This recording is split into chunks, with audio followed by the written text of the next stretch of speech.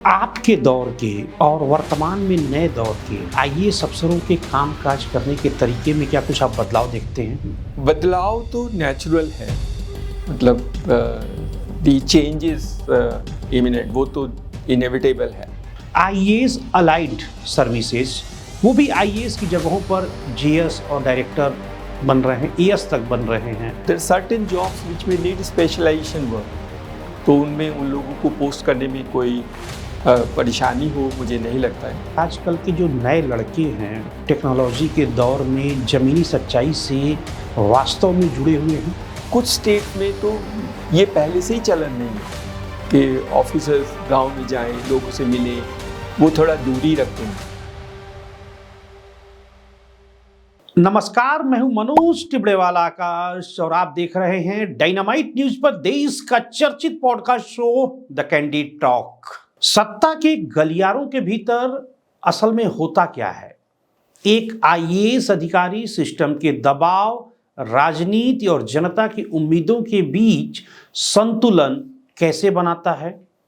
और आखिर क्यों कहा जाता है कि ब्यूरोक्रेसी ही सरकार चलाती है? इन तमाम सवालों के जवाब के लिए आज हमारे साथ हैं 1981 बैच के मणिपुर त्रिपुरा कैडर के वरिष्ठ आईएएस अधिकारी दिनेश कुमार त्यागी जी, जिन्होंने जिला प्रशासन से लेकर राष्ट्रीय नीति निर्माण, बैंकिंग रिफॉर्म और सीएससी जैसे जन आंदोलन तक शासन व्यवस्था को बेहद करीब से न सिर्फ देखा है बल्कि उसे गढ़ा भी है।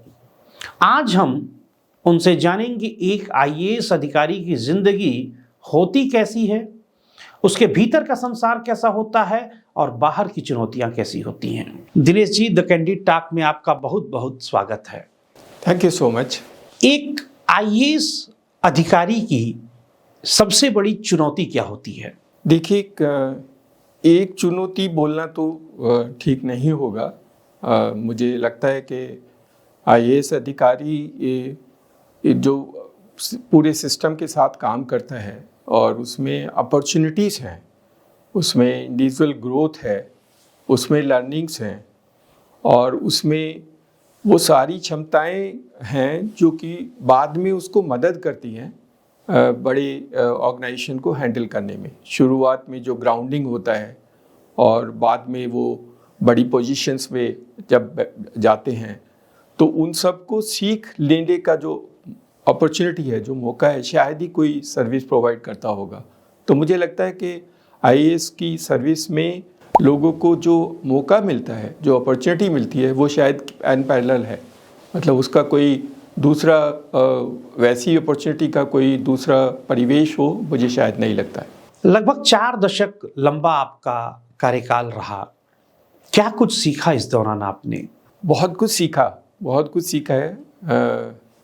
और एक तो आपको थोड़ा हम्बल, ह्यूमिलिटी और मल्टीटास्किंग और पूरे एनवायरनमेंट को देख करके एसेस करना, वो कैपेबिलिटीज़ आईएएस ऑफिसर में आ जाती है। क्योंकि जब ग्राउंड लेवल पे आप काम करते हैं तो आपको सबके साथ डील करना पड़ता है। पॉलिटिशियन हैं, आपके सीनियर्स हैं और पब्लिक है और सबकी एक्सपेक्टेशंस अलग होती हैं। तो आप जब काम करते हैं तो उन सब की एक्सपेक्टेशंस पे कैसे निखर उठें और अपने आप को कैसे आप प्रभावित कर सकें और आपका ऑब्जेक्टिव जो है, आपका जो सरकार के जो ऑब्जेक्टिव है, सरकार के पॉलिसी प्रोग्राम को कैसे एफिशिएंटली लोगों तक पहुंचाया जा सके, ये सारे काम के लिए आप तत्पर रहते हैं और यही सीख होती है। और अंत में हम ये कहना चाहेंगे कि आईएएस ऑफिसर अपने प्रेजुडिस को छोड़ करके, अपने जो उसके इंडिविजुअल प्रेजुडिस हैं, क्योंकि उसने अपने परिवार में या अपने एनवायरनमेंट में जहाँ स्टेट में रहा है, उसके कुछ प्रेजुडिस हो जाते हैं। जब वो दूसरी स्टेट में जाता है या सेंटर में काम करता है तो अपने प्रेजुडिस को छोड़ करके और सरकार की नीतियों और लोगों की एक्सपेक्टेशंस को मीट करने के लिए वो जो कार्य करता है वो रियली प्रभावनीय है। एक आईएएस अधिकारी का जिले से लेकर केंद्र सरकार तक का सफर कैसे तय होता है, इस जर्नी के बारे में कुछ बताएं। देखिए, शुरू में जब आप आईएएस में सेलेक्ट होते हैं तो पहले तो आपको 1 साल ट्रेनिंग करना पड़ता है। मसूरी में प्रोबेशनल ट्रेनिंग होती है और उसमें 3 महीने का जो फाउंडेशन कोर्स होता है उसमें सारी सर्विस के लोग होते हैं। सारे सर्विस मतलब वो उसमें दूसरी सर्विस के भी होते हैं, तो आपको थोड़ा अंडरस्टैंडिंग होता है, दूसरे सर्विस की एप्रिसिएशन होती है। उसके बाद जो ट्रेनिंग होती है वहाँ पर मसूरी में होती है, उसमें आपको बताते हैं कि ज़िले में कैसे काम होता है, ब्यूरोक्रेसी के फंक्शंस हैं और कैसे आपको डील करना होता है वेरियस स्टेक होल्डर से। तो वो सारी पढ़ाई होती है। उसके बाद आपको अपनी स्टेट जो अलोकेट होती है वहाँ पर भेज दिया जाता है और आप असिस्टेंट कलेक्टर या प्रोबेशनर की तरह काम करते हैं 1 साल। उसमें आप सारे डिपार्टमेंट्स में जाते हैं, उनके साथ सीखते हैं, नीचे से लेकर के ऊपर तक उनकी सारी schemes, programmes, how to handle, कैसे फाइल बनाना होता है, कैसे फाइल प्रोसेस होता है, कैसे सरकार में डिसीजन मेकिंग होता है। जब आप 1 साल फिर कंप्लीट करके फिर एकेडमी में एक बार फिर 3 महीने के लिए वापस बुलाते हैं और शेयरिंग होता है। वहाँ पे केस स्टडीज़ हमने जो स्टेट में काम किया प्रोबेशन के टाइम में वो प्रेजेंट की जाते हैं। एक दूसरे से स्टेट से सीखते हैं, सब स्टेट से जो अपने रिप्रेजेंटेटिव हैं जिन्होंने प्रोबेशन में काम किया वो बताते हैं। उसके बाद आपकी पोस्टिंग होती है। तो first posting sub divisional magistrate जिसको बोलते हैं, एसडीओ एसडीएम बोलते हैं, वो पोस्टिंग होती है। वो डिस्ट्रिक्ट के नीचे होता है। वहाँ पर आप उस सब डिवीज़न को मैनेज करते हैं और उसमें सभी काम करते हैं। ज़्यादातर काम कोऑर्डिनेशन का होता है। मेन फंक्शन रेवेन्यू फंक्शंस तो आपके एक्सक्लूसिव हैं, रेवेन्यू और मजिस्ट्रियल फंक्शंस आपके एक्सक्लूसिव हैं, बाकी काम कोऑर्डिनेशन का होता है। उसके बाद आपको एडीएम या प्रोजेक्ट डायरेक्टर का काम दिया जाता है, जो भी थोड़ा सा 2-3 सब डिवीज़न को सुपरवाइज़ करना, ब्लॉक को सुपरवाइज़ करना, ये वाले फंक्शंस आपके पास आ जाते हैं। उसके बाद कुछ स्टेट्स में आपको कुछ इंडिपेंडेंट डायरेक्टरेट दिए जाते हैं, जैसे आप डायरेक्टर इंडस्ट्री बन जाते हैं या डायरेक्टर कुछ, जैसे मेरे केस में मेरे को manager director road transport corporation बनाया था, तो मैंने 2 साल वहाँ काम किया। फिर आपकी डिस्ट्रिक्ट में पोस्टिंग होती है, डिस्ट्रिक्ट मजिस्ट्रेट आपको बनाते हैं और उसमें भी जैसा आपने लोअर लेवल फंक्शन एसडीएम किया था उसी तरह वहाँ करते हैं। आपके कुछ मजिस्ट्रियल फंक्शन हैं जो आपके प्रोरोगेटिव है, कुछ जुडिशियल फंक्शंस हैं जो आप करते हो रेवेन्यू कोर्ट्स का। तो रेवेन्यू और ये मजिस्ट्रियल फंक्शंस आपके एक्सक्लूसिव, बाकी आपका कोऑर्डिनेशन है। सो आपकी कैपेबिलिटी है कि without exercising power how do get the best out of the system. सभी लोगों को अपने सिस्टम से, चाहे वो पीडब्ल्यूडी का काम हो, चाहे पुलिस का काम हो, चाहे आप फॉरेस्ट डिपार्टमेंट का काम हो, उन सबको कैसे आप एसिमुलेट करके लोगों की भलाई के लिए, लोगों की समस्याएं दूर करने के लिए कैसे कर सकते हैं। और कुछ उन डिपार्टमेंट्स को कभी मदद होती है, इंटर डिपार्टमेंटल पर्सनल प्रॉब्लम्स को सॉल्व करना, ये डिस्ट्रिक्ट मजिस्ट्रेट का काम होता है। और डिस्ट्रिक्ट मजिस्ट्रेट के बाद आप फिर स्टेट में काम करते हैं, स्टेट सेक्रेटरीट में, या फिर आपको फिर डायरेक्टरेट मिल जाता है। और फिर कुछ स्टेट में जो छोटी स्टेट्स होती हैं वो सेंट्रल गवर्नमेंट में डेपुटेशन पे आ जाते हैं और सेंट्रल गवर्नमेंट में एक्सपीरियंस लेके फिर करते हैं। सर, आपके लिए ज्यादा चुनौतीपूर्ण क्या रहा, जिलों में काम करना या फिर केंद्र में आकर नीति निर्माण करना? मुझे तो पर्सनली मेरे को सब अच्छा लगा। मैं त्रिपुरा में गया, कल्चरली अलग था। हम तो यूपी और दिल्ली से आते थे। शुरू में शौक लगता था, खाने की हैबिट्स अलग थी और सब कुछ अलग था, लैंग्वेज, कल्चर, फीडिंग हैबिट्स, लेकिन बहुत अच्छा लगा। कभी परेशानी महसूस नहीं हुई। उस समय तो कनेक्टिविटी नहीं थी, हम फ़ोन दिल्ली से फ़ोन भी नहीं कर सकते थे और वहाँ पर रोड, वहाँ पर ट्रेन नहीं थी। अब तो ट्रेन्स हैं, लेकिन सारी समस्याओं के बीच में लोगों के साथ मिलके काम करने का जो आनंद था वो वहाँ पर आया। लोग बहुत अच्छे थे और हमने बहुत कुछ सीखा। और इतनी अच्छी स्टेट थी कि शायद एक ही स्टेट होगी जहाँ पर बदमाशी नहीं हो सकती थी, बदमाशी और बेईमानी नहीं होती थी। वो चीज़ें बहुत अच्छी तो हमने सीखा और लोगों की कदर करना सीखा। आप चाहे किसी भी रैंक के हैं, आपको वही रिस्पेक्ट देनी होती है जैसे आप बड़े आदमी को रिस्पेक्ट देते हैं। तो इक्वालिटी जिसको बोलते हैं, वो इक्वालिटी उन छोटी स्टेट से सीखने में मिली। बैंकिंग डिवीज़न में रह के भी बहुत अच्छा लगा और मेरे को तो लगता है कि मैंने बहुत कुछ सीखा। मैंने फिर अपनी पीएचडी भी की बैंकिंग में करने के बाद में, और वो एक्सपीरियंस बड़ा यूनिक था। मैं फिर कुछ बैंक में जाकर इनको पढ़ाता था, सिखाता था, और थोड़ा एक्सपोजर, थोड़ा अंडरस्टैंडिंग, वो बड़ा एक्सपीरियंस था। I think financial sector was a great story.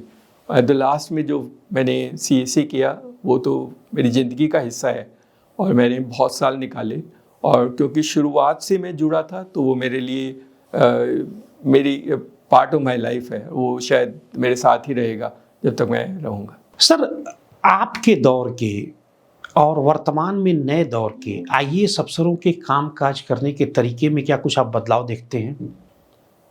बदलाव तो नेचुरल है, मतलब दी चेंज इज इमिनेंट, वो तो इनएविटेबल है। और चेंज अच्छा है या बुरा है उसका पर्सपेक्टिव है। हम अपने पर्सपेक्टिव से देखें तो शायद अलग होगा, जो नई जनरेशन है वो अपने पर्सपेक्टिव से देखे तो वो बदलाव उसको दूसरा लगेगा। तो ये कहना कि ये चेंज जो बदलाव है नई जनरेशन में ये अच्छा है बुरा है थोड़ा मुश्किल है, लेकिन बदलाव है।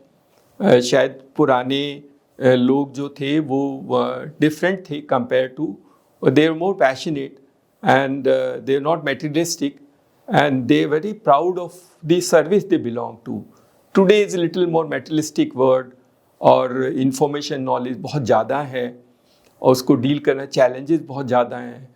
और पहले जो आप सरवाइव कर सकते थे, बहुत ज़्यादा आपको परेशानी नहीं होती थी, आप छोटी आपकी रिक्वायरमेंट्स थी, आप को ज़्यादा खर्चा नहीं, पैसे नहीं मिलते हैं तब भी वो मैनेज होता था।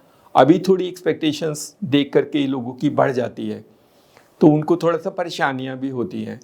पर मुझे लगता है कि सर्विस की कल्चर जो है, IAS as a culture will adjust everybody even with the change of times. Sir, मैं पिछले 25 वर्ष से केंद्रीय नौकरशाही, ब्यूरोक्रेसी और जुडिशरी को दिल्ली में बहुत नज़दीक से देखता हूँ, नॉर्थ ब्लॉक, साउथ ब्लॉक और अब कर्तव्य भवन तक।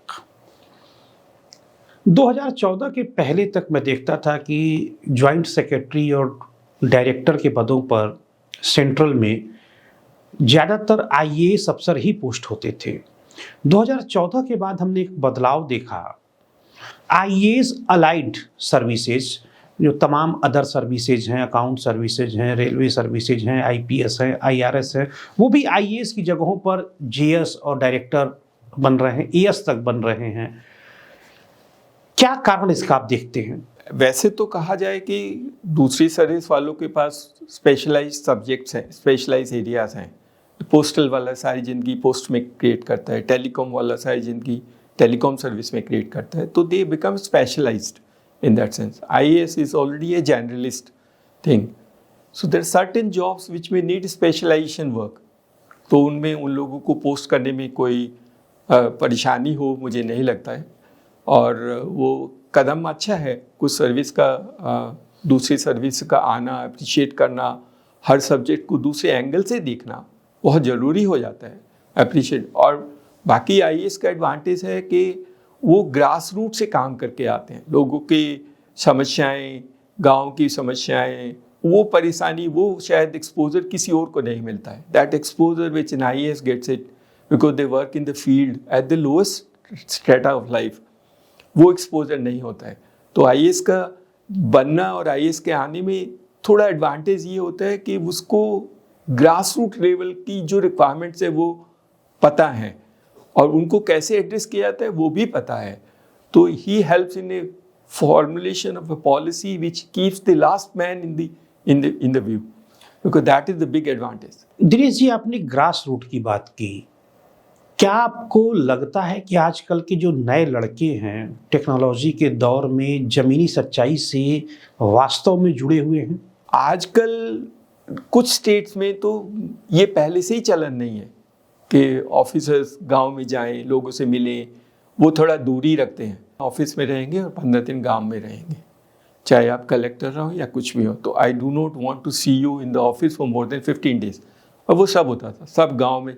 मुझे याद है मैंने शायद कोई ऐसा गांव नहीं छोड़ा होगा। हम लोग 10-10 किलोमीटर जाके पहाड़ पे ट्राइबल एरियाज में जाते थे, रहते थे वहाँ पर, उनके साथ जब आप वहाँ रहेंगे तो आपको उनकी फीलिंग होगी, उनकी समस्याओं को आप अप्रिशिएट करेंगे, थोड़ा कंसर्न डिफरेंट होगा। When you decide in favour of somebody, तब आपका कंसर्न होगा। आजकल कुछ स्टेट्स में तो ये पहले से ही चलन नहीं है कि ऑफिसर्स गांव में जाएं, लोगों से मिलें, वो थोड़ा दूरी रखते हैं। बट जिस स्टेट में मैंने काम किया, मैंने बोला वहाँ पर ये सबके लिए था। It was mandatory for everybody. The chief secretary खुद जाते थे पैदल सबको लेकर के ट्राइबल एरियाज में, उनको नाम याद रहता था उस प्रधान का, उस गांव में उस समस्या का क्या समाधान हुआ। He was a fantastic human being, बहुत अच्छे थे। उन्हीं से सीखा, हमने बहुत कुछ सीखा उनसे, क्योंकि हम तो यूपी से आए थे, वहाँ कल्चर अलग थी। हमने वहाँ पर डीएम का नाम भी नहीं सुना था, देखा भी नहीं था सारी जिंदगी में, लेकिन वहाँ सबके लिए अवेलेबल थे। Accessibility, availability and this attitude to go and meet people is very important, very crucial for a bureaucrat. आजकल लोग थोड़ा कम करते हैं मुझे लगता है, बट आई थिंक ये बहुत ज़रूरी है अगर आपको सीरियसली अपने आप को डेवलप करना है और लोगों की समस्याओं को समाधान करना है। सर, जब प्रधानमंत्री नरेंद्र मोदी जी 2014 में केंद्र की सत्ता में आए बहुत बड़े मैंडेट के साथ, तो आप जैसे वरिष्ठ अधिकारियों के साथ उन्होंने संवाद किया सेक्रेटरी लेवल के। उस वक्त उन्होंने कहा कि जब आपने सर्विस शुरू की थी 30 साल 35 साल पहले, पहली पोस्टिंग जहां थी वहां पर आप जाइए और एक रात गुजार कर आइए और देखिए कि 30 साल बाद क्या कुछ बदला। आप इस पहल को कैसे देखते हैं? बहुत अच्छा है, बहुत अच्छा है, बहुत रिवोल्यूशनरी है। और ये जो feeling for what you started from and seeing that if the change has happened, why it has happened and why it has not happened, ये आपका थॉट प्रोसेस, आपको एक्साइट करना, आपको इग्नाइट करना, आपको मोटिवेट करना कि आपको कुछ करना है। आप जहाँ गए अगर वो 20 साल पहले भी वैसा ही है तो शायद कुछ गलत हुआ, शायद हम वो नहीं कर पाए इसकी हमें इच्छा थी, शायद हमें तरीके बदलने होंगे, हमें अपने इंस्ट्रूमेंट चेंज करने होंगे और हमें उन लोगों को बदलाव के लिए कुछ दूसरा करना होगा। ये पहल बहुत अच्छी है, बहुत अच्छी पहल है और मुझे लगता है बहुत रिवोल्यूशनरी है। First time at least honourable prime minister ने ये, वो वैसे लोगों को बोलते तो शायद नहीं जाते, लेकिन सबको बताया और समझाया। पर्पज़ वही है कि आप जब तक ये नहीं देखेंगे कि आपने कुछ बदलाव किया है ज़िंदगी में, तब तक आपको सेटिस्फेक्शन नहीं होगा काम करने। जो नए बच्चे आपकी इस इंटरव्यू को सोशल मीडिया पर देख रहे हैं, उन्हें ईमानदारी की क्या परिभाषा बताना चाहेंगे, या दूसरे अर्थों में कहें कि ईमानदारी की सबसे बड़ी कीमत क्या उन्हें चुकानी पड़ती है? ईमानदारी की कीमत तो कुछ नहीं है, ईमानदारी तो इनहेरेंट है। मैं तो जिस स्टेट से आता हूँ वहाँ पर ईमानदारी कोर थी, प्रिंसिपल था, और आप किसी को वहाँ पर बदमाशी करके कोई काम नहीं करा सकते थे। हमने सीखा वहाँ से, और वहाँ पर ईमानदारी इनग्रेन्ड थी into the system from top to the bottom. मुझे याद है हमारे चीफ सेक्रेटरी जब हमारे यहाँ मीटिंग में आते थे तो बड़ा अनयूजुअल सा लगता है, पर वो अपनी चाय के पैसे खुद देते थे। हमारे यहाँ जितने भी हमारी जैसे वाइफ्स थी, सब कोई सरकारी गाड़ी यूज़ नहीं कर सकती थी, सब प्राइवेट गाड़ी जाते थे या रिक्शा में जाते थे, क्योंकि गाड़ी नहीं थी उस वक्त, तो रिक्शा लेते थे और रिक्शा से सब्जी खरीद के लाते थे। तो वो ईमानदारी was so ingrained into the culture of the state. Sir, उस वक्त चीफ सेक्रेटरी कौन थे, आप नाम लेना चाहेंगे? S R. Sankaran used to be the chief secretary, वो आंध्रा के थे, वो डेपुटेशन पे थे। और बैच के थे? SR. Shankar was 1957 type, senior थे बहुत। वो रूरल डेवलपमेंट सेक्रेटरी भी रहे, पर उन्होंने 5 साल रखा। उन्होंने सिखाया हमें बहुत कुछ सिखाया। भले ईमानदारी हमारे अंदर, हम सब अलग अलग स्टेट से थे, अलग कल्चर से थे, लेकिन हमारे अंदर ठूस के भर दी कि ये इंटीग्रिटी है। और इंटीग्रिटी, जैसे आपने कहा कि इंटीग्रिटी इनहेरेंट है, कुछ जेनेटिक है। आप जिस सोशल बैकग्राउंड से आते हो, जहाँ रहते हो, जिस परिवार से आते हो, वो आपको इंटीग्रिटी, कुछ आपका जो एनवायरनमेंट है वो आपको क्रिएट करता है, और कुछ आपकी वर्किंग है, जैसे आप जिस स्टेट में काम करते हो, जहाँ देखते हो लोगों को, वो करता है। But I think integrity is essential for civil service. Sir, अगर किसी अफसर पर गलत काम करने का दबाव आता है तो कैसे इस गलत दबाव से निपटना चाहिए? मुझे मुझे तो नहीं लगा ऐसा कोई दबाव आज तक हमारे पास। हमें तरीके आते हैं, एज लॉन्ग एज ये सर्विस आपको सिखा देती है, without hurting anybody, without gaining an inch of what an illegal or irregular activity, you still can survive. There is nothing of that nature. You don't have to be arrogant. ईमानदारी का मतलब ये नहीं कि आप छत पे खड़े होकर बोलें कि मैं ईमानदार हूँ, नहीं, ईमानदारी आपके अपने लिए है, that is for you, it is not for you to try and shout all over and tell that word. तो जो आप प्रेशर की बात करते हैं, ऐसे प्रेशर आते हैं, कुछ लोगों को परेशानी होती है, but that is the risk you take in a life. वो आप इस नौकरी में आए हैं तो थोड़ा सा रिस्क तो है, बट वो रिस्क को तरीके भी आते हैं आपको। अल्टीमेटली मुझे लगता नहीं कि बहुत सारे अच्छे लोग हैं जो ईमानदार हैं और जो अपनी काम के साथ जिन्होंने ठीक से किया है उनको कोई बहुत बड़ी परेशानी हुई हो। सर, पहले हम लोग देखते थे कि किसी अफसर की पोस्टिंग हो रही है तो सर्टेन पीरियड 3 साल, 2 साल, 1 साल के लिए होती थी। आजकल हम स्टेट्स में तो अमूमन देखते हैं कि जब मर्जी तब तबादले अफसरों के। तो इस ट्रांसफर कल्चर को आप किस रूप में हमारे दर्शकों के साथ शेयर करना चाहेंगे? क्या यह सिस्टम का हिस्सा है या फिर सत्ता का हथियार है? एक पर्सपेक्टिव तो ऑफिसर्स का है, they should all be mentally prepared for transfer, तो उसको नहीं लेना चाहिए, उसको तो कोई फ़र्क नहीं पड़ता है, he doesn't make a difference to him. आप आज इस, क्योंकि हर पोस्ट ठीक है, चाहे कोई पोस्ट अच्छी और बुरी नहीं होती है, तो as long as you are in a civil service you should be able to accept any post you come, so it does not make a difference to the officer. जो बाकी जो आपने कहा कि सिस्टम के लिए how does it affect the system, थोड़ा सा फ़र्क पड़ता है, क्योंकि कंटिन्यूटी होने से एडवांटेज हैं, आप लोगों को समझते हैं, जानते हैं, थोड़ा समस्याएं समाधान करने में आसानी होती है। आप नए आदमी को फिर दोबारा बदल के दूसरी जगह भेज देंगे तो परेशानियाँ होती हैं। तो ये कुछ जगह पे तो नहीं होता है, मुझे लगता नहीं। फॉर्चुनेटली मैं आई बिलोंग टू स्टेट, वहाँ ऐसा नहीं होता था, ऐसा कभी नहीं हुआ कि आपने नहीं अच्छा लगा तो आपको बोल देते थे कि ये अच्छा नहीं लगा हमें, पर ये नहीं आपको उठा करके दूसरी जगह बदली करके भेज दी। जो नए लड़के लड़कियां आईएएस एस्पिरेंट्स हैं, तैयारी कर रहे हैं सिविल सर्विस एग्ज़ाम की, उनको आप क्या सलाह देना चाहेंगे? देखिए, सिविल सर्विस एक सोशल सर्विस की तरह है, it is not like a business. तो जिन लोगों को, और it is not for power, बहुत लोगों को लगता है कि सिविल सर्विस ज्वाइन करेंगे तो हमारी पावर होगी, गाड़ी होगी, बंगला होगा, इसके लिए सिविल सर्विस नहीं है। Civil service for passion, compassionate and also for trying doing service.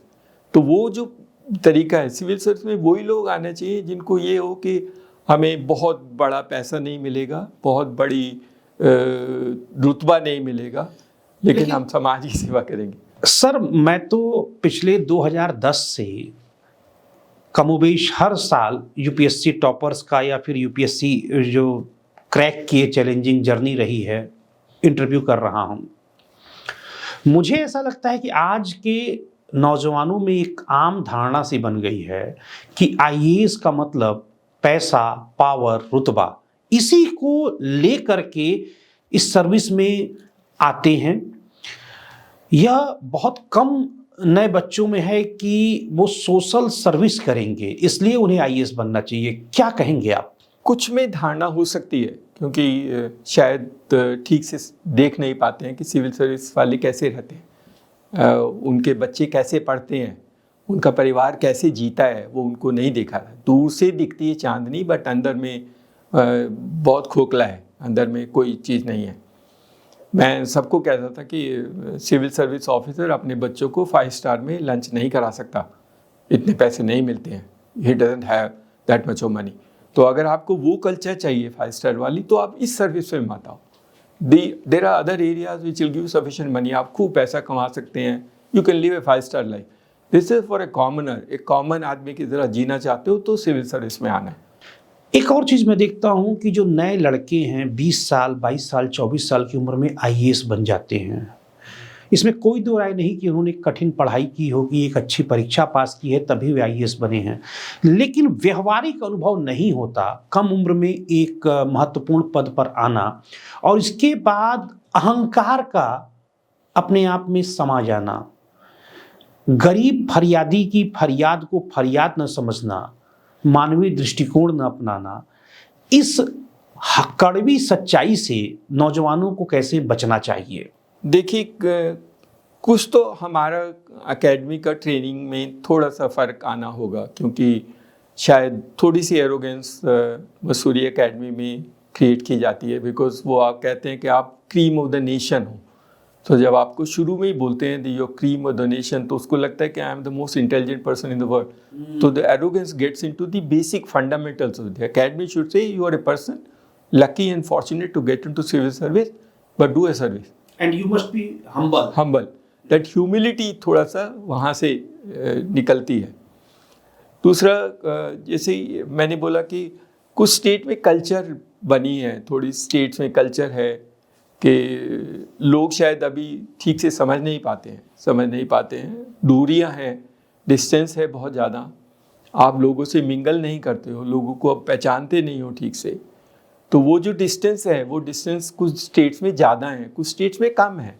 जहाँ स्टेट्स में कम है डिस्टेंस, वहाँ पर एक्सेप्टेबिलिटी, एसिमिलेशन थोड़ा ज़्यादा अच्छा है, लेकिन जहाँ पर डिस्टेंस दूर है वहाँ पर मुश्किलें होती हैं। इसलिए छोटी स्टेट शायद ज़्यादा बेहतर है compare to larger states where it become difficult for you to manage. Sir, अब CSC के बारे में बात करेंगे, कॉमन सर्विस सेंटर, जो आपने देश भर में 6 लाख से अधिक बनाने का काम किया। कैसे आपके मन में यह ख्याल आया कि देश को CSC की ज़रूरत है? क्या इसकी अवधारणा थी जब आपने बनाया था, और आज क्या कुछ काम कर रहा है, इसके बारे में बताएं। देखिए, एक जो हम समझते हैं कि मैं एक बार एक दिल्ली यूनिवर्सिटी में कुछ बच्चों को एड्रेस कर रहा था, तो मैंने उनसे पूछा कि आप लोग कितने लोग सरकारी ऑफिस गए हो कभी भी। 90% बच्चों ने हाथ उठाया। मैंने फिर पूछा कि कितने लोग दोबारा सरकारी ऑफिस जाना चाहो। सारे बच्चे जोर से चिल्लाए, नो सर। तो मुझे लगा कि वो जो था कि कोई भी इंसान सरकारी ऑफिस जाना नहीं चाहता। मतलब क्या है कि ऐसी चीज़ क्रिएट करो, ऐसा सिस्टम बनाओ जिसमें उसको एक्चुअल में सरकारी ऑफिस जाने की जरूरत ना पड़े, which is a feasibility. Because आप कितना भी कर लीजिए, सरकार में जाने में परेशानी है, पेन है, आपको बहुत अजीब सा लगता है, अच्छे लोगों को हैरेसमेंट सा लगता है, बट वो उनका प्रोसीजर्स है, उनके लिमिटेशंस हैं। वो आप चेक भी करेंगे, आपको बिठाएंगे, आपका पास भी बनवाएंगे। For you it may look harassment, but that is part of the procedure for protection for that asset. So therefore वो तो चलेगा। इसलिए ऐसा सिस्टम बना दो। फिर सरकारी ऑफिस जो है सैटरडे नहीं खुलते हैं, संडे नहीं खुलते हैं, कुछ को लंच में ब्रेक हो जाता है, कुछ को शाम को होता है। इंडिविजुअल्स की जो liberty, freedom to get an access to service, वो बहुत लिमिटेशंस हैं सरकारी ऑफिस में। सरकारी ऑफिस कितना भी बना लें, चाहे आप एयर कंडीशन बना लीजिए, अच्छे बना लीजिए, कंप्यूटर लगा लीजिए, बट ये लिमिटेशन कंटिन्यू रहेगा कि आदमी को अपने तरीके से सर्विस लेने का जो मकसद है वो पूरा नहीं कर पाओगे। तो उस लिमिटेशन को दूर करने के लिए सोचा गया कि ऐसे एक्सेस पॉइंट क्रिएट कर देते हैं जो लोकल होंगे और लोकल ही मैनेज करेगा, और 24 आवर्स होगा, क्योंकि वो अपने आप चलाता है, अपने घर में चलाता है। वो depending on, since he has a business, तो depending on the convenience citizen, वो शाम को खोलता है, सुबह को खोलता है। गांव में अगर किसान शाम को वापस आता है या सुबह उसका टाइम होता है, बाद में वो खेत में होता है, तो वो उसी टाइम खोलेगा एंड इज एक्सेसिबल। फिर दूसरा, आने जाने में परेशानी जो होती है, अब हम जो बताते थे सरकार में, इतना आसान नहीं था जब हमने शुरू किया। और वो तो सब लोग कहते थे हम तो फ्री देते हैं। हम यही कहा करते थे कि फ्री तो कुछ नहीं होता है। मैं अगर सरकार में कुछ चीज़ लेने जाऊं तो मेरा आने का खर्चा, जाने का खर्चा, कई बार एक और आदमी आता है उसका खर्चा, बहुत खर्चे होते हैं। सिंपल कैलकुलेशन हमने कहा था, कम से कम 400 से 500 रुपये लेते हैं एक आदमी के सरकार के ऑफिस जाके कोई चीज़ फ्री लेने में। अगर हम ऐसा सिस्टम क्रिएट कर दें कि आप 400-500 छोड़ दें, आप कुछ भी अमाउंट फिक्स कर दीजिए और वो वहाँ दे करके ले ले उसी चीज़ को, वो खुश होगा। एक तो उसको परेशानी नहीं होगी, वो धोती कुर्ता वाला, वो भी चप्पल है या नहीं है, गंदा है या नहीं है, वो सब एक्सेप्ट होता है। In a government environment there are also segregation on this class. Common service centre पर एक आम आदमी जाकर क्या क्या सुविधाएं लेता है आज की तारीख में? आज तो सब कुछ कर सकता है, almost what ever they think of is required. सरकार की ज़्यादा से ज़्यादा सर्विस, जितनी सरकार की सर्विस ऑनलाइन है, वो सब कॉमन सर्विस सेंटर से ले जा सकते हैं। मतलब ये है कि आप एप्लीकेशन भर सकते हो, आप फीस जमा कर सकते हो अगर फीस है, और उसकी प्रोसेसिंग के होने के बाद में आप वहाँ से अपना सर्टिफिकेट भी ले सकते हो। तो सरकार की सेवाएं, चाहे वो स्टेट गवर्नमेंट की हो चाहे गवर्नमेंट ऑफ इंडिया की हो, वो ज़्यादातर आप वहाँ से ले सकते हैं। दूसरा बैंकिंग का है। जैसे बैंक में इस देश में शायद नहीं मालूम है, अभी 15,000 रूरल ब्रांचेस हैं और 6 लाख गांव हैं। तो आप बैंक ब्रांच तो नहीं कर सकते। बहुत सारे लोगों को अभी भी 10-15 किलोमीटर जाना पड़ता था ब्रांच से पैसे लेने के। भारत सरकार ने डीबीटी शुरू किया, प्राइम मिनिस्टर ने, तो आपने डीबीटी तो कर दिया, लेकिन उसके अकाउंट में पैसे निकालने के लिए उसको फिर 15 किलोमीटर, स्पेशली महिलाएं, ओल्ड पीपल। तो हमने बहुत मेहनत की, शुरू किया कि हम बैंकिंग सर्विसेज भी कॉमन सर्विस सेंटर की दे सकते हैं। तो अब तो बहुत सारे, अब किसी को बैंक ब्रांच जाने की ज़रूरत नहीं है। आप वहाँ पैसा जमा कर सकते हैं, निकाल सकते हैं, ट्रांसफ़र कर सकते हैं, अपने स्टेटमेंट ले सकते हैं। और बहुत सारे लोगों को लोन लेना होता है, वो भी आप वहाँ से लोन के लिए एप्लीकेशन दे सकते हैं। इस लंबे सफर का सबसे यादगार पहलू क्या रहा, सीएससी के बारे में सोचना और अंत में उसको एग्जीक्यूट कर देना? देखिए, शुरू तो 2006 में हुआ था और बहुत ज़्यादा अच्छी स्टोरी नहीं थी। 2014 के बाद एक्चुअल में सीएससी का पुनर्जन्म जैसा आप बोलते हैं वो शुरू हुआ। और हमारे मंत्री जी थे, उन्होंने we could finally got a scheme. मुझे लगता है अगर कोई स्कीम और प्रोग्राम को देश में सक्सेसफुल बनाना है तो उसका पॉलिटिकल एक्सेप्टेंस बहुत ज़रूरी है। तो first time the CSC got a political acceptance and 2014 honourable prime minister ने सीएससी के बारे में रेड फोर्ट से बोला, प्रेसिडेंट ने अपने एड्रेस में रेड फोर्ट से बोला, और ऑलमोस्ट हमारे जो मिनिस्टर थे वो जहाँ भी कोई भी workshop, radio program, TV program, वो सीएससी के बारे में बोलते थे। That means CSC got an acceptance all over the country. ग्रामीण भारत की जिंदगी में सीएससी ने क्या बदलाव किया, इसको कैसे बताएंगे आप? देखिए, अभी 5 लाख लोग हैं, 5 lakh people who are CSC entrepreneurs, और ये एंटरप्रेन्योर्स सोशल एंटरप्राइज है। और सब ने करीब 3 लाख रुपया खर्च होता है सीएससी बनाने में। If you do the capital, 15,000 crore rupees capital from private sector got into a government program. बहुत यूनिक है, पहली बार हुआ, और वो भी डिस्ट्रीब्यूटरी फैशन में। एक आदमी करे तो अलग बात होती है, इतने सारे लोगों ने मिलकर के इतनी सारी कैपिटल इन्वेस्ट की in order to do a program, और सारे सस्टेनेबल हैं।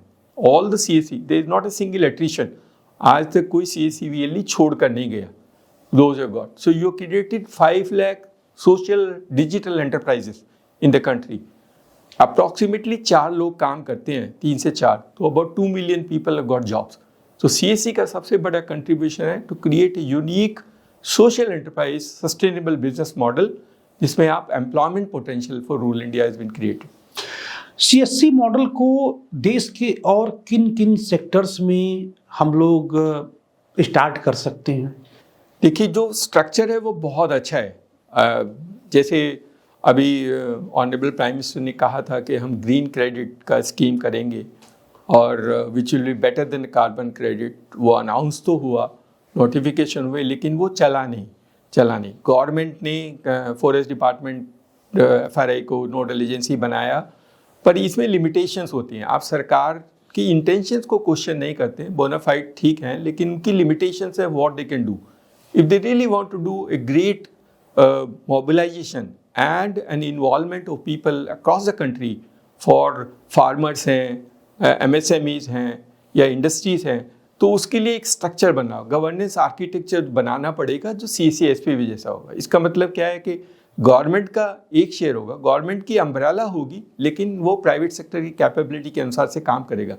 तो सीएससी का जो स्ट्रक्चर है वो बहुत सारे ऐसे सरकार के इनिशिएटिव हैं जिनमें लिमिटेशंस होती हैं। एक मैंने एग्जांपल ग्रीन क्रेडिट का दिया, ऐसे एमएसएमई का है। 6 करोड़ एमएसएमईज हैं, और 6 करोड़ एमएसएमईज को सपोर्ट करने के लिए बहुत सारे स्टेक होल्डर्स हैं, बहुत सारी मिनिस्ट्रीज काम करती हैं।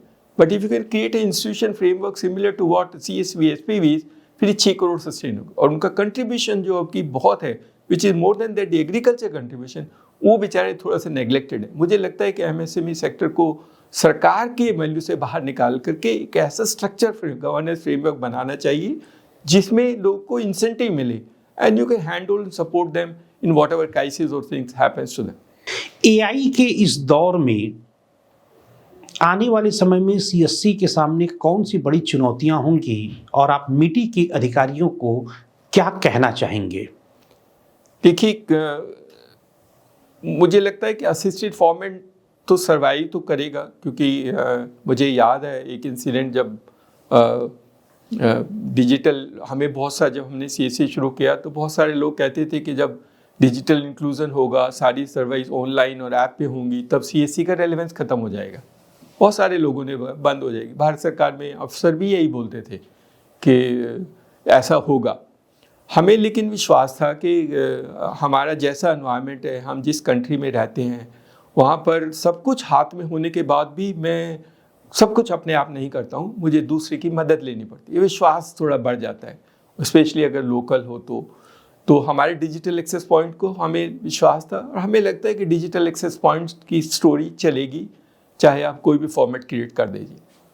हमने सीएससी में एजुकेशन सर्विसेज काफ़ी की थी, एजुकेशन के लिए भी किया था, और हमने 3000 स्कूल्स बनाए थे, स्कूल विदाउट टीचर।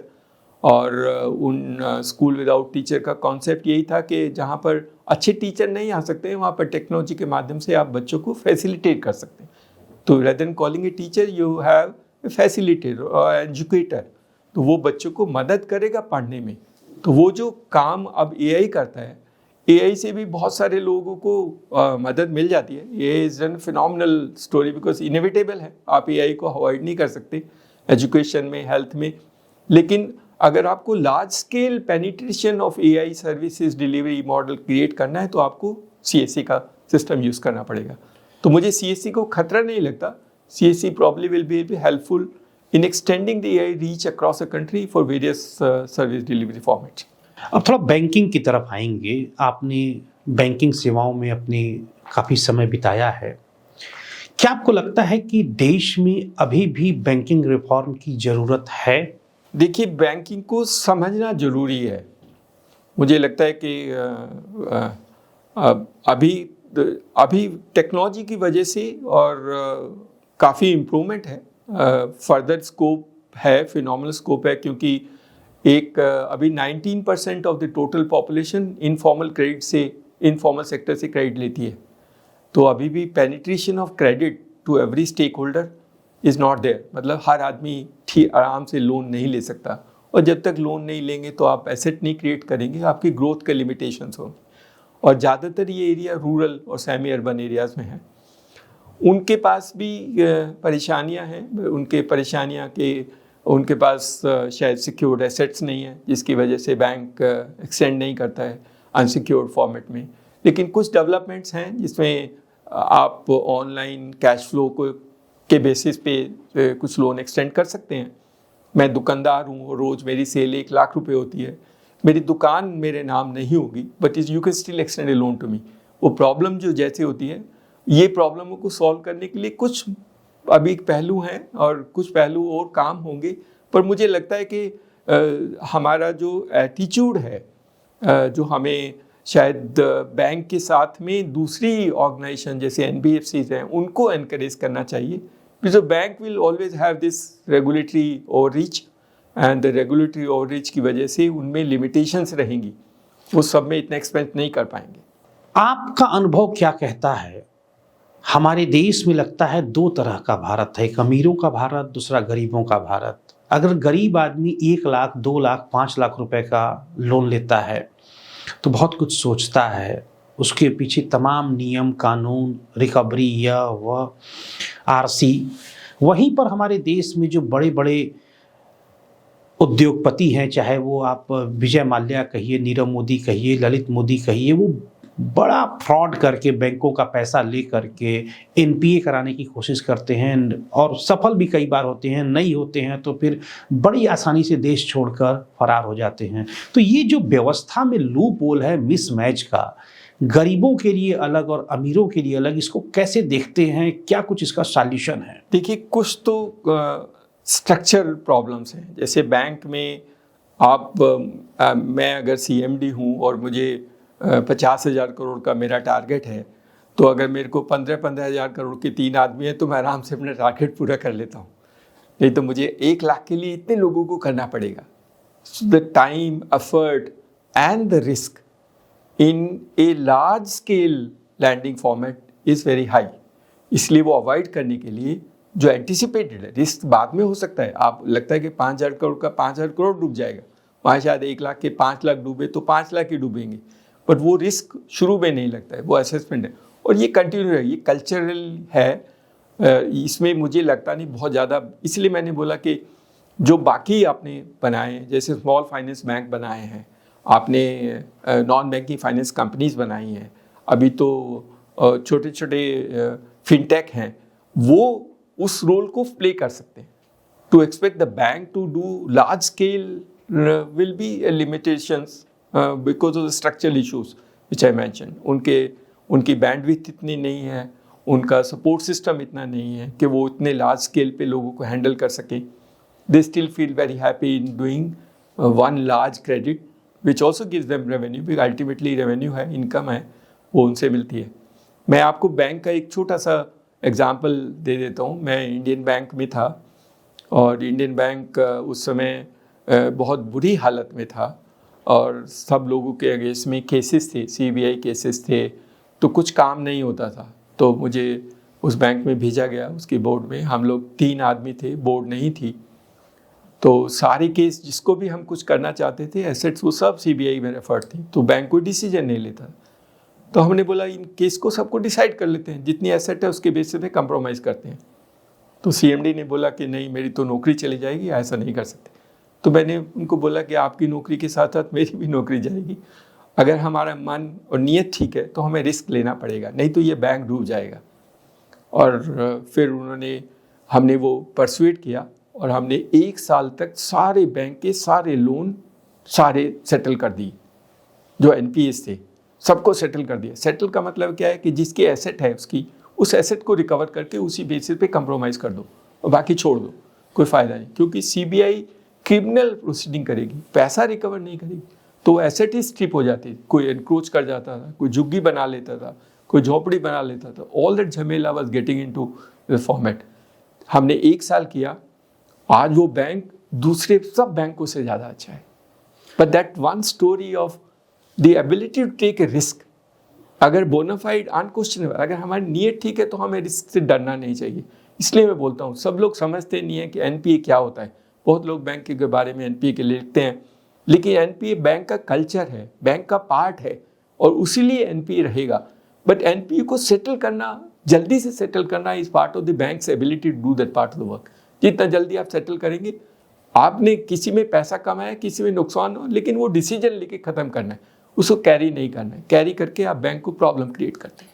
सर, सरकारी बैंक और प्राइवेट बैंक, इन दोनों के बीच का सबसे बड़ा अंतर आप क्या देखते हैं? सरकारी bank from the perspective of the customer, जैसे कस्टमर है तो उनके लिए बहुत अच्छा है, बिकॉज सरकार है तो आपका रिस्क जीरो है. सो अगर आप मुझसे कहें कि आप पैसे कहाँ रखेंगे, सरकारी बैंक में, प्राइवेट बैंक में, तो अगर प्राइवेट बैंक ज़्यादा इंटरेस्ट भी देता है, मैं सरकारी में रखूँगा, क्योंकि मुझे रिस्क नहीं है. एंड लैंडर लास्ट रिसोर्ट तो सरकार है, तो सरकार में रिस्क नहीं है. रिजर्व बैंक के गवर्नर थे, जब इंडियन बैंक में उनका अकाउंट था, इंडियन बैंक का नेगेटिव नेटवर्थ था, तो मैंने उनसे पूछा, मैंने कहा सर आप तो गवर्नर हैं और आप इंडियन बैंक नेगेटिव नेटवर्थ वाले बैंक में पैसे रखते हैं, अकाउंट है आपका. बोले इसलिए है कि वो सरकार का है. So the faith and trust, banks are built on faith and trust. अगर आपका विश्वास है तो बैंक चलता है. सरकारी के एडवांटेज हैं, तभी उनका कस्टमर बेस लार्ज है. जो लोग देश में रिस्क नहीं लेना चाहते या रिस्क को मिटिगेट करना चाहते हैं, उनके लिए सरकारी बैंक सबसे अच्छा है. सरकारी bank is the best. Private bank के एडवांटेज के उसमें फ्लेक्सिबिलिटी है, उसमें थोड़ा रिस्क टेकिंग एबिलिटी ज़्यादा है, उसमें रिटर्न्स भी ज़्यादा होंगे. जितना आप रिस्क लोगे उतना रिटर्न ज़्यादा होगा. That is how they create a environment of nature. But regulatory compliance दोनों में सेम है, तो बहुत ज़्यादा फ़र्क नहीं पड़ता है, बल्कि थोड़ा सा सरकार की वजह से, ओनरशिप की वजह से थोड़ी सी लिमिटेशंस रहती हैं in terms of decision making process. जैसे आप एम्प्लॉयज़ को कुछ अच्छा सा इंसेंटिव देना चाहते हैं या वैसे कुछ क्रिएट करना चाहते हैं, उसमें थोड़ा लिमिटेशन है. हमने बैंकिंग सेक्टर में देखा, कर्मचारियों के पॉइंट ऑफ व्यू से बात करें तो प्रमोशन और ट्रांसफर को लेकर नियम कानून बहुत ही सख्त हैं, इसकी क्या वजह है? ये लगता है कि ये थोड़ा सा ठीक नहीं है। बैंक ज़्यादातर करता है कि आपको कुछ सालों बाद जाके दूसरे जोन में पटक देगा, बस उसकी परेशानी है as a individual human being, वो थोड़ा लगता है उसमें बदलाव की ज़रूरत है। मुझे लगता है कि बैंक को जो पुराने नियम, आप सीट बदल दो, आप काम बदल दो, लेकिन ये ज़रूरी नहीं है कि उन महिलाओं को उठा करके आप दूसरे दिल्ली से गुजरात भेज दो या गुजरात से फिर महाराष्ट्र भेज दो, तो थोड़ा सा इनसिक्योरिटी होता है। और ये कल्चर, मुझे लगता है उनको भी जोनल सिस्टम जैसा सिविल सर्विस में होता है, उस तरह को जोनल सिस्टम अडॉप्ट करना चाहिए। रिक्रूटमेंट के टाइम में ही जोनल सिस्टम अडॉप्ट करना चाहिए, and at senior level you can have people adjusting in that section, but then lower level functionaries में इतना ज़्यादा ट्रांसफ़र पोस्टिंग का कोई मीनिंग नहीं। आखिरी सवाल, डिजिटल गवर्नेंस का चलन देश में बहुत तेजी से बढ़ा है, इससे समस्याएं आसान हुई हैं या बढ़ी हैं? समस्याएं तो ज़्यादातर समाधान हुआ है, इन द सेंस दैट आप जितना भी डिजिटल हुआ है, अब लोगों को सेवाएं उनके घर पे भी मिल सकती हैं, लोग सेवाएं असिस्टिव फॉर्म में जैसे मैंने वहाँ भी ले सकते हैं, और अगर सरकारी ऑफिस में जाना है तो वहाँ भी काफ़ी डिजिटल है। दे मेड फ्रंट ऑफिस, थोड़ा सा फ्रंट ऑफिस बनाया है, तो फ्रंट ऑफिस में जा कर के आप कंप्यूटर में एप्लीकेशन दे सकते हो। काफ़ी जगह पे लोगों ने ऐसे ऑफिस बनाए, तो digital help in the community at large, उनको मदद की है। डिजिटल ने सरकार को भी मदद किया है। सरकार का जो मॉनिटरिंग सिस्टम था, सरकार का जो डिलीवरी था, उसमें थोड़ा एफिशिएंसी है, it become more efficient compare to the earlier time. उसमें टाइम लगता था, अब टाइम कम लगता है। तो digital overall I think both in the community or public in large, and also the government has added to their efficiency in that system. बहुत बहुत धन्यवाद दिनेश जी, डायनामाइट न्यूज से द कैंडिड टॉक में शानदार बातचीत के लिए। Thank you so much. नमस्कार। देश की नीतियां कागजों पर बनती हैं, लेकिन उनका असर जमीन पर महसूस होता है। आज हमने सत्ता के गलियारों की उन सच्चाइयों को सुना जो अक्सर फाइलों में दब जाती हैं और सुर्खियों तक पहुंचती ही नहीं। दिनेश त्यागी जी के अनुभव हमें यह सिखाते हैं कि सिस्टम से लड़ने से पहले उसे समझना आवश्यक है, और बदलाव के लिए सिर्फ सत्ता नहीं, संवेदना, साहस और संकल्प की भी आवश्यकता होती है। आज का यह एपिसोड सिर्फ एक पॉडकास्ट नहीं, बल्कि भारत के गवर्नेंस सिस्टम को समझने की एक ईमानदार कोशिश है।